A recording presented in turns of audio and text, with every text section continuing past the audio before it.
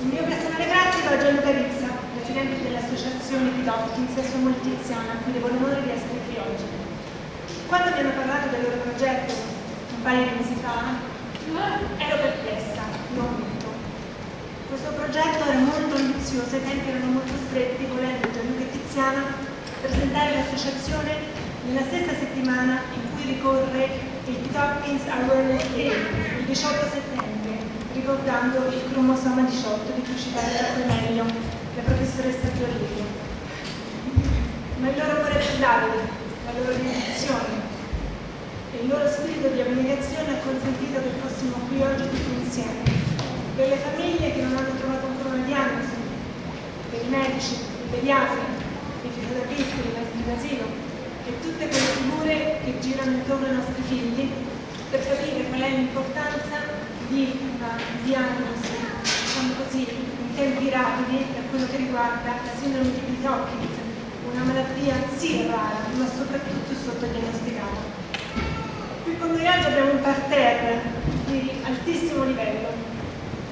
Io desidero ringraziare i relatori uno ad uno per la loro disponibilità, la loro sensibilità e per il loro quotidiano impegno.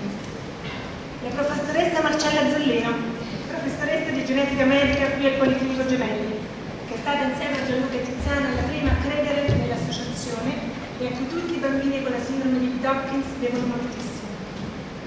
Il dottor Guido Castelli Cattinara, responsabile della formazione internazionale in pediatria del Bambino Gesù, che ci presenterà oggi il programma Abilita. Claudio Buttarelli, presidente del Movimento Italiano Malattie Rare. Gianluca Rizza, presidente dell'Associazione Sindrome Pitt-Hopkins. Elena Lattiata, vicepresidente dell'Associazione Italiana Sindrome di Pitt-Hopkins e Angela Maria Villa, anche loro due testimonianze importanti che sentiremo più tardi.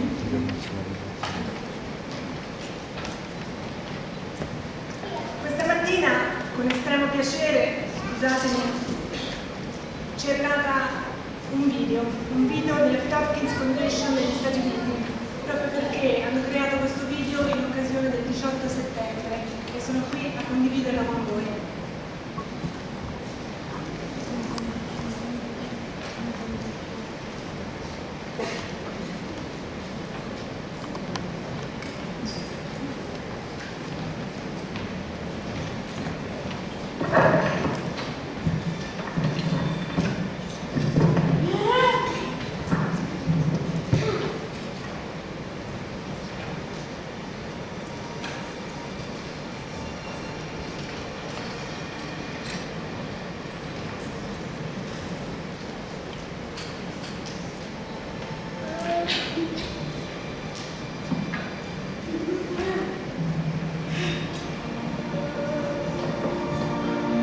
The biggest fear for a parent with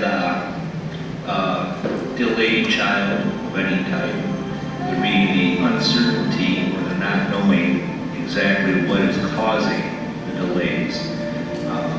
Doctors would always throw out different medical terms and syndromes and things like that that they'd like to test for. And of course they'd always say, don't read about this online. Well, first thing we did when we got home was read about it online. And of course, you know, it's always scarier, I guess, when it's in black and white as to what the actual symptoms and prognosis is with these different syndromes.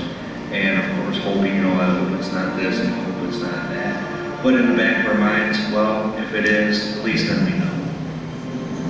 Finding a diagnosis to me and my family meant finding our forever family. When you have a child that has severe delays and illnesses like ours did, you kind of feel alone. So finding a family means you're finding people who are going through the same experience as you are. So until that happens, you kind of feel like you're out of place and you're almost like a child that doesn't have parents in a sense.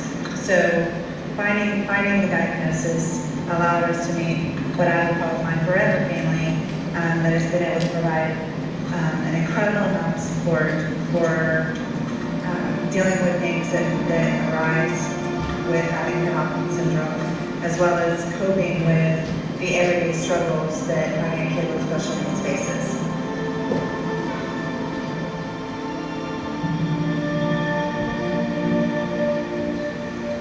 journey for a diagnosis of Christopher spanned over almost 16 years, 4 countries and 2 continents.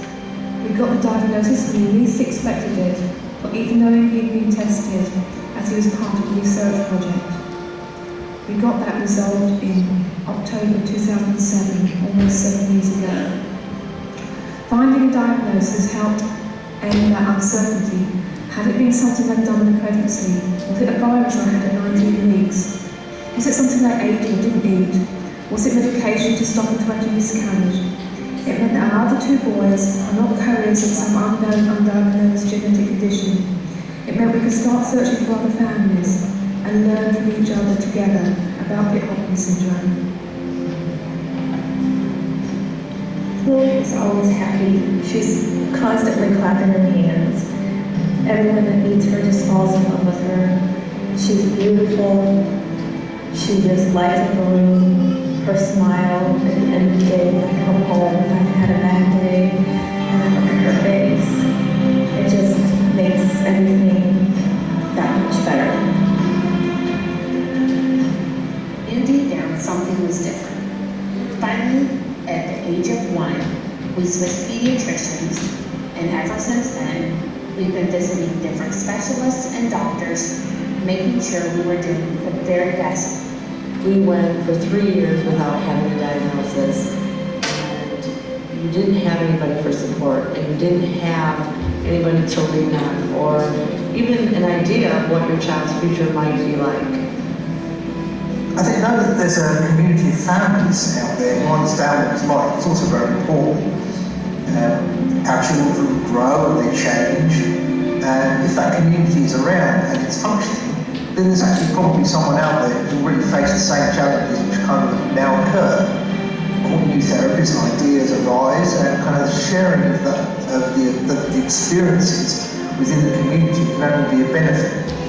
Pitt-Hopkins has such a spectrum of abilities, you really can't say that one size does fit all. And knowing that the community is out there, well, I suppose it's a bit like an island during a storm. It's a place of safety and refuge.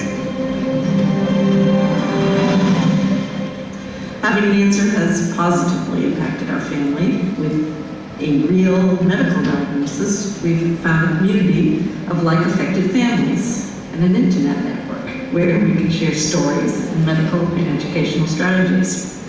We've connected with families who are interested in driving research for treatment as well. My real hope is that we can continue to work together to find the right balance of medical intervention and social support that will give all of these children their best possible life.